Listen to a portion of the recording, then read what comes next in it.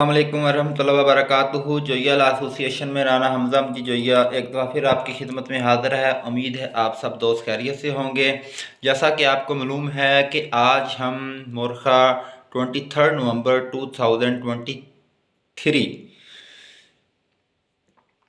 CRPC को detail से discuss कर रहे हैं। चैप्टर 6 को हम पहले 5 चैप्टर कंप्लीट कर चुके हैं, तो अब मैं आपको साथ साथ सेक्शन वाइज भी करवा रहा हूँ, इसलिए शायद वीडियो थोड़ी सी लंबी हो रही है। मेरी वैसे कोशिश होती है कि वीडियो 3-4 मिनट की हो, लेकिन सेक्शन को फिर मुकम्मल पढ़ के बताना होता है, समझाना होता है, ताकि अगले बंदे को समझ भी आ जाए। तो जनाब, हम ए भी पढ़ चुके हैं चैप्टर 6 का, समन बी भी पढ़ चुके हैं, वारंट सी अब पढ़ेंगे, proclamation and attachment. Section 87 proclamation for person absconding, यानी कि जो इश्तिहारी मुल्ज़म है उसके साथ क्या करना है।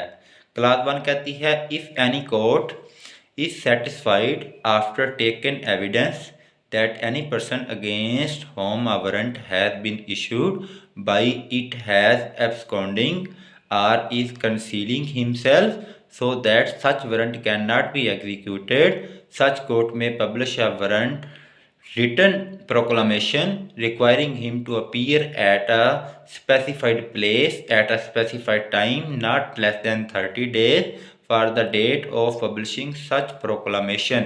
अगर कोई शख्स बार बार वारंट इशू करने के बावजूद कोर्ट में पेश नहीं हो रहा, तो कोर्ट उसके किसी नियर करीबी जगह पर जो इश्तिहारी मुल्ज़म होगा, जो भागा हुआ होगा, जो पुलिस से छुप रहा होगा, एब्सकॉन्डिंग होगा, कोर्ट को उसकी ज़रूरत होगी, तो कोर्ट किसी ख़ास जगह पर 30 डेज के बाद, not less than 30 days from the date of publishing such proclamation, 30 days तक के बाद एक पब्लिकेशन लगा देगी सच एरिया में जहाँ से उसका गुजर बसर होता होगा, या कोई शख्स उसे देख के बता दे, या वो खुद देख ले, या उसका कोई फैमिली मेम्बर देख ले। इसके बाद आगे इसकी जो क्लास 2 है वो पढ़ेंगे तो आपको ज़्यादा मज़ा आएगा। यह तो पीछे ऑलरेडी हम पहले भी पढ़ चुके हैं। The proclamation shall be published as follows. तरीक़ेकार क्या है? क्लास ए कहती है it shall be publicly read in some conspicuous place of the town or village in which such person ordinarily resides।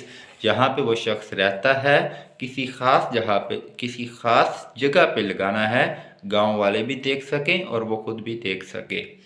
Class B कहती है it shall be affixed to some conspicuous part of the house of home state in which such person ordinarily resides or to some conspicuous place of such town or village। जिस घर में वो रहता है उस घर के आगे भी और विलेज में भी कहीं भी लगाया जा सकता है वो वाला सामान।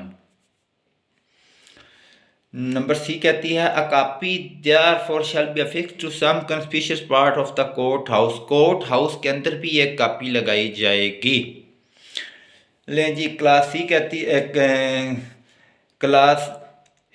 क्लास 3 पे आते हैं। A statement in written by court issuing the proclamation to the effect that the proclamation was duly published on a specified day shall be conclusive evidence that requirement of this section have been compiled with and that the proclamation was published on such days। यानी कि वो खास दिन होगा, publish कर दिया जाएगा।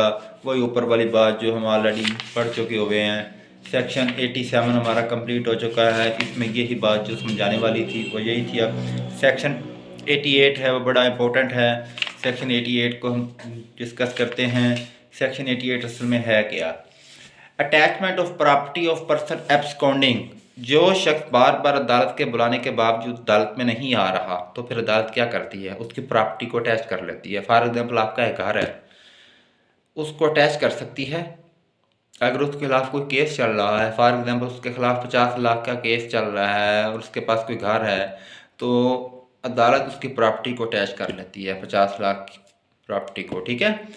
The court issuing a proclamation under section 87, section 87 को मद्देनजर रखते हुए, मे एट एनी टाइम, किसी भी time, order the attachment of any property, किसी भी प्रॉपर्टी पर आर्डर कर सकती है। प्रॉपर्टी कौन सी होगी? Immovable and movable are both belonging to the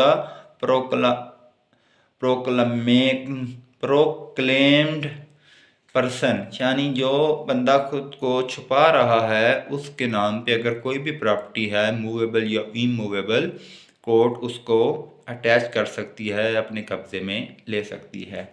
class 2 कहती है such order shall authorise the attachment of any property belonging to such person within the district in which it is made, and it shall authorise the attachment any property belonging to such person without such district when attachment of any property belonging to such person without such district when endorsed by the session judge within whose district such property is situated।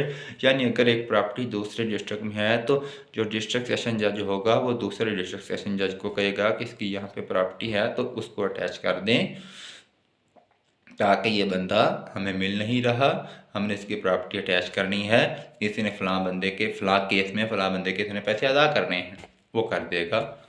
क्योंकि same कानून same है, सिर्फ session जज ने एक letter लिखना और एक समन जारी कर देना है, और ही उसका प्रोक्लेमेशन का जो अटैचमेंट प्रॉपर्टी का तरीक़ेकार वो तो हर अदालतों को पता होता है। क्लास 3 कहती है if the property order to be attached is a डेब्ट or other removable property the attachment under this section shall be made.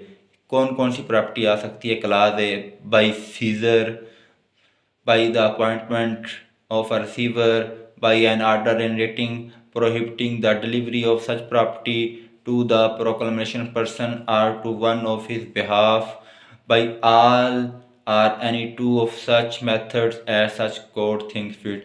Court इन 4 मेथड में से कोई से भी 2 मेथड्स अपना सकती है।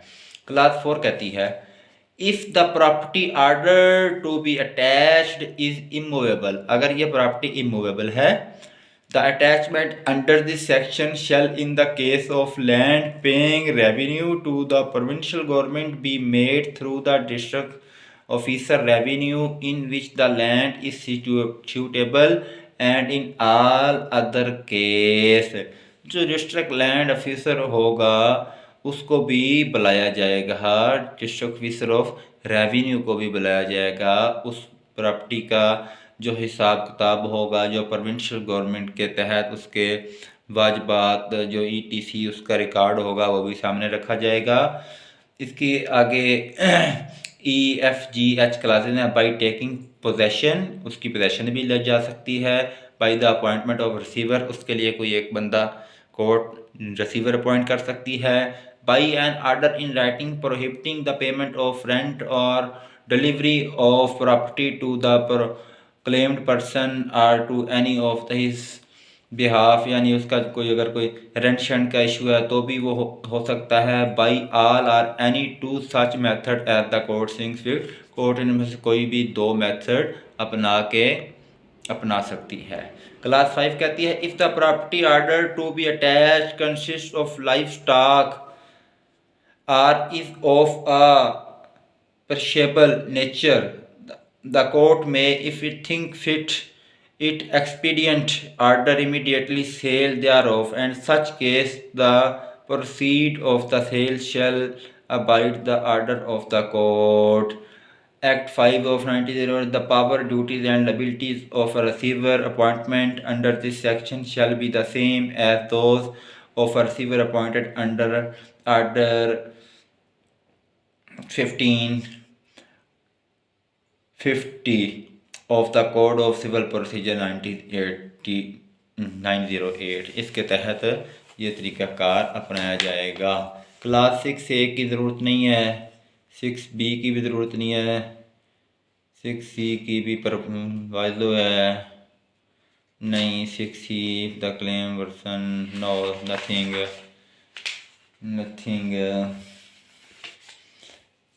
सेक्शन 89 पे आते हैं जनाब, जो बड़ा मज़ेदार है। Restoration of attached property. Section 88 में तो हमने पढ़ा था कि प्रॉपर्टी को फ़रोख्त किया जा सकता है, कोर्ट से फ़रोख्त करके अगले बंदे को पैसे दे देता है, जिसने केस किया होता है, जिसके उसके कितने बनते हैं। If within 2 years from the date of the attachment, any person whose property is or has been at the disposal of the provincial government under subsection 7 of section 88 appears voluntary or is apprehended and brought before the court by whose order the property was attached, or the court to which such court is subordinate, and proves to the satisfaction of such court that he did not abscond or conceal himself for the purpose of avoiding execution of the warrant, and that he had not such a notice of the proclamation as to enable him to attend within the time specified therein such property, or if the same has been sold, net proceeds of the sale, or if part only thereof has been sold, the net process of the sale and the residue of the property shall, after satisfying thereof all costs incurred in consequence of the attachment, be delivered to him। Simple सी बात उसने इसमें बता दी है कि अगर वह बंदा कोर्ट में अपीयर हो जाता है तो आके वो अपने केस को रन करता है, प्रॉपर तरीके से कोर्ट में आता है, वो एक्सप्लेनेशन अपनी वादिया देता है, सबूत एविडेंस देता है कि मेरे इल्म में नहीं था, ना मुझे कोई नोटिस मिला है। फॉर एग्जांपल मैं आउट ऑफ कंट्री गया हुआ था, या मैं आउट ऑफ प्रोविंस गया हुआ था, आउट ऑफ डिस्ट्रिक्ट था, मैं इतना अर्सा इधर आ नहीं सका, कोर्ट को वो प्रूफ दे देता है, तो उस सूरत में उसकी प्रॉपर्टी उसको वापस दे दी जाएगी। लेकिन जो केस चल रहा है वो कंटिन्यू रहेगा। अगर वो फिर भी पैसे नहीं देगा तो कोर्ट उसकी प्रॉपर्टी उतनी फ़रोख्त करके उसकी उतनी पेमेंट करेगी। ले जी, ये हमारा सी पार्ट हो गया है। इसके बाद हमारा लास्ट पार्ट रह गया है इस चैप्टर का, वो इंशाल्लाह ताला आज की ही डेट में हम करेंगे, 23 नवंबर की डेट में। डी पार्ट है अदर रूल्स रिगार्डिंग प्रोसेस, यानी कि चैप्टर 6 के जो बाकी के हैं वो सेक्शन 90 से लेके I think section 95, 96 I think 97 तक होना चाहिए मेरे ख्याल से, तो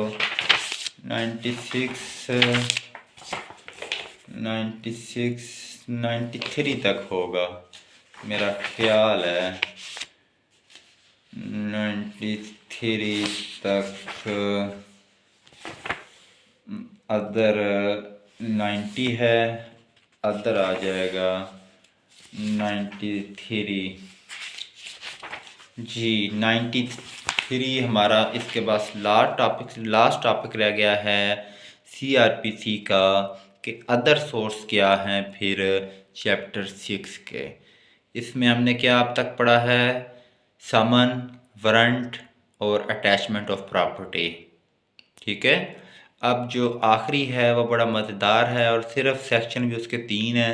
इंशाल्लाह कोशिश करूँगा आज ही, और कोशिश करूँगा शायद कोई आधे पौने घंटे के अंदर ही इनको पहले प्रिपेयर करूँगा, फिर इंशाल्लाह ताला आपको मैं एक छोटा सा लेक्चर दे के फिर उससे अगले दिन 24 को हम चैप्टर 7 स्टार्ट करेंगे इंशाल्लाह ताला।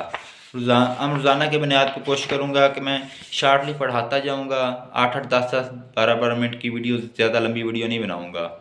तो इंशाल्लाह ताला हम इनको अनकरीब ही ना, ये जैसे कि पहले आपको बताया कि विद इन इस मंथ और अगले मंथ में हम PPC, CRPC और कानून शहादत को मैंने आपको ख़त्म करवाना है, क्योंकि ADPP के एग्ज़ाम आ रहे हैं और ADPP में ये 3 किताबें कंपलसरी होती हैं। इनका ऑब्जेक्टिव सब्जेक्टिव अगर आप क्लियर कर लेंगे ना इन तीनों बुक्स का, तो इंशाल्लाह ताला मैं पूरी उम्मीद से कहता हूँ कि आप लोग इंटरव्यू के लिए क्वालिफाई कर लेंगे। नहीं जी, इजाज़त दें, थैंक यू वेरी मच। इंशाल्लाह अगले लेक्चर में फिर मुलाकात होगी। जोया लॉ एसोसिएशन की तरफ से, राना हमजा जी जोया की तरफ से अस्सलाम वालेकुम। पाकिस्तान जिंदाबाद। अल्लाह आपको सलामत रखे, आमीन।